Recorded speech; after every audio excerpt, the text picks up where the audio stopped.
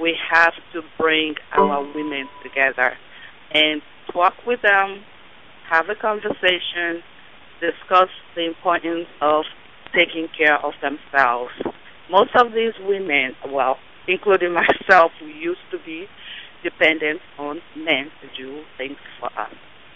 At this point, I'm looking at it like, well, we need to try to be more independent, self-sufficient, and that will take us somewhere wherein we don't have to depend on men to take care of our needs. Usually that's where the abuse starts coming in.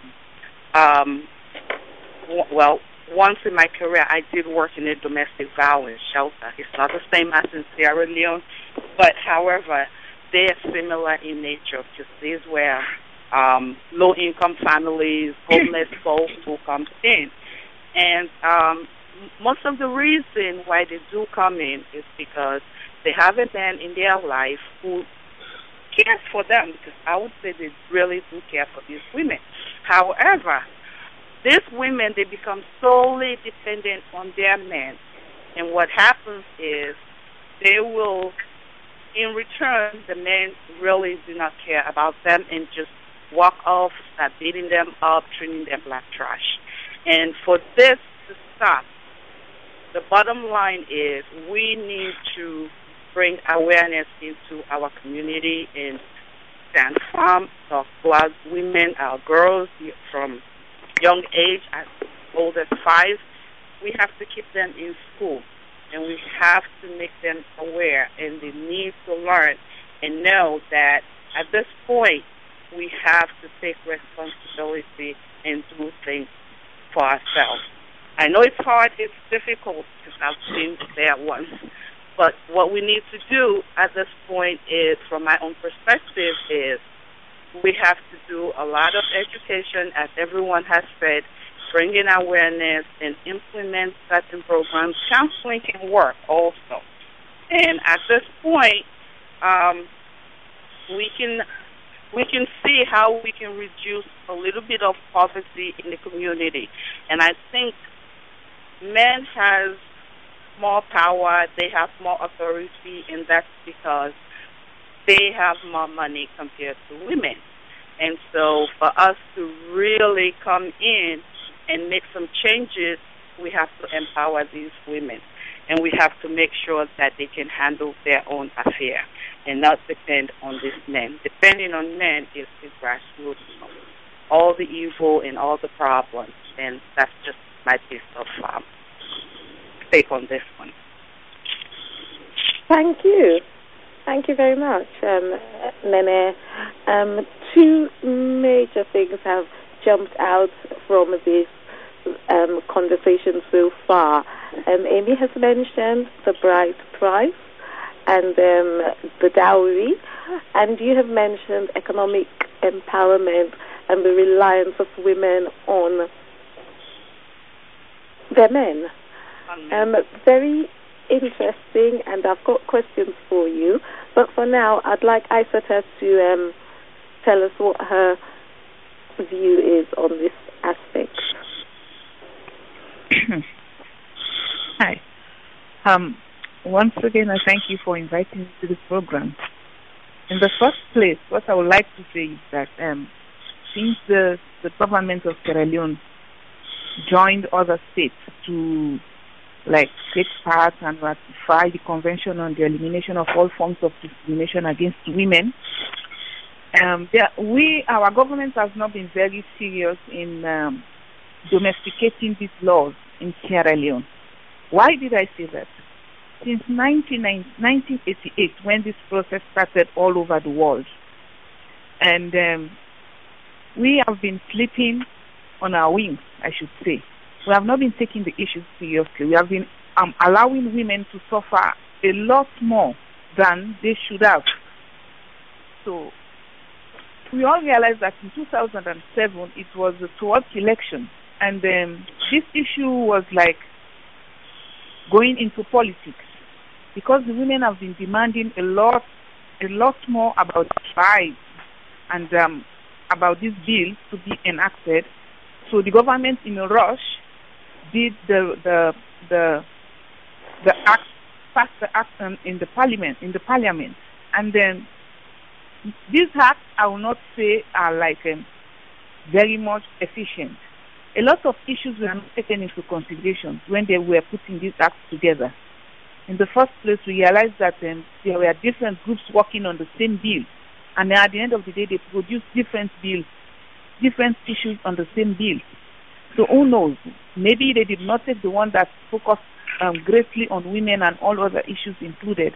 Maybe they just accepted these ones that we already have, which I think there are some flaws in it that we need to go back to the table and try to rectify. That's one of the points. Adrian also mentioned about the court delaying the issues of domestic violence and the police also being perpetrators. Well, I will not say I'm going to blame the court or the police, even though they have some blame in there. But I think the problem is coming from the women also. For instance, I've been working in some communities wherein there is a huge percent of domestic violence going on in those communities. And the women that goes to the police to report the issues are the same women that will tell the police, I want to withdraw my complaint against my husband. I want to withdraw my complaint against my neighbor.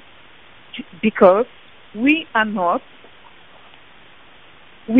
dependent, we are not independent. We depend on men so much that they will trample in our rights. And the other issue is, maybe most women in Sierra Leone are not aware about their rights. This is where we should begin.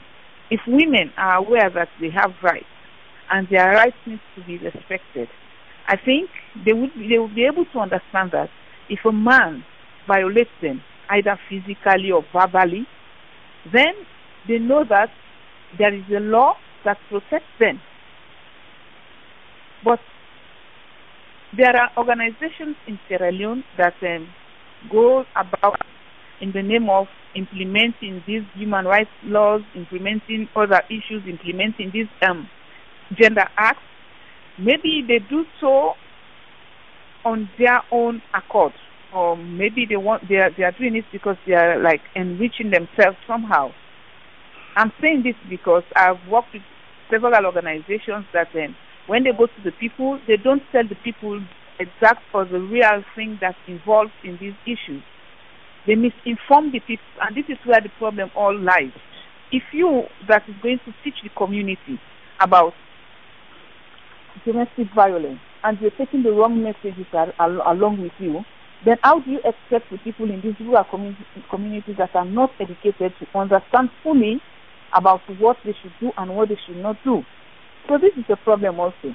So I think we need to talk to NGOs, civil society organizations, to work with the Human Rights Commission of Sierra Leone to train the police, as Adrian said before, to train more civil society groups, and so that they will be able to carry the correct messages to the people. If we don't do this, and then I think we are just like putting square pegs in the round, putting square pegs in round holes does not make sense at all. We are just like wasting money, wasting resources, wasting our time and energy. So I think this is where we should start. We need to capacitate those that have to relay the message to the community people so that they understand fully what they are up to. And for the police, okay, maybe. Thank you very much, Isata. Okay, there's some very common themes coming out here from you all, and one of the things that comes through quite loudly is education. Adrian started it with it, and Isata, you've mentioned, you then sort of ended the segment with it. And economic empowerment comes to play again. You've also added something very important, and that's women's responsibility and how we deal with it. All very valid. A few questions, and anyone of you can answer. Amy mentioned the dowry and how it could be a problem. Should we get rid of the dowry? is it an outdated practice? And the responsibility of women and how we educate them. Isata has mentioned something really important about the NGOs and whether or not they're effective. But for now, let's talk. I'd like to hear your views on the dowry. And quickly, Adrian, what do you think of the dowry? Does it encourage domestic violence? Is it outdated? Well, I certainly don't think it encourages domestic violence in any way, shape, or form. In fact, there are men out there who are very, very educated, who understand clearly the principles behind what the dowry is, but they still resort to domestic violence. So my point of view is, even though, yes, the dowry is there, that is no excuse for a man to ill-treat his wife. And this is where my point is that if the law is effective, dowry or not dowry, women would be protected. But even if you don't have a dowry, that is not going to stop men ill-treating their wives if the law is ineffective. Okay. Amy? Well, why I throw in the dowry, thank you, Kathy, is that if you look at the way the typical African men would operate, I'm not looking at the minuscule amount of men that are living in urban areas. I'm looking at the men in rural areas, and these are in the majority. You would notice that once a man go in, we have a certain tribe in the first place. I even made a post on Facebook regarding this. We have a tribe that would go to the street, would like a woman and go in to ask her hand in marriage. The first thing that would come out of that man's mouth would be, "I've actually come to this house to marry your child for sex."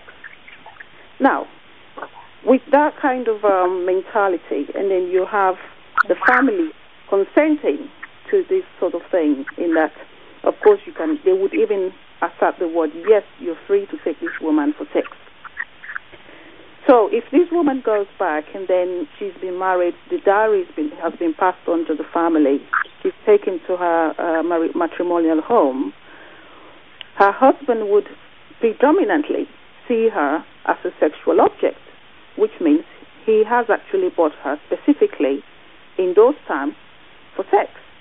If such a woman turns around in the night and decides that, "No, mister, I don't want to get engaged with you physically tonight," the man would get agitated and he would turn around and abuse her. Because first of all, he has paid for that purpose, technically, and he also have a feeling that this is his prized possession and he has the right to, in quote unquote, the right to do as he pleases.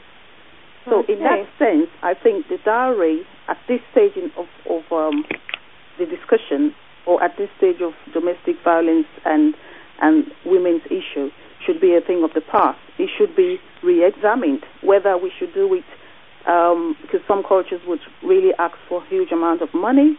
Some, depending on the family or the man, the suitor that is coming into the house, they charge you according to your wealth. Maybe we should have a standardized method wherein you do not need to give a physical cash or anything of value to show respect to the family. Okay, you can pay a dowry without having to merchandise the woman. In other words, we're not selling our daughters. We're not selling it there. And very interesting about the request of men saying they go to buy women for sex. Coming back to responsibility, there is women's responsibility in that as well, because they can always say, "No, we're not being bought for sex." So, Nene, quickly, do you have anything to say specifically on the dowry? I'm not even aware that it still goes on in Sierra Leone, but I guess it is. My take on this will be that maybe we'll go back right into the same thing we've discussed, which is to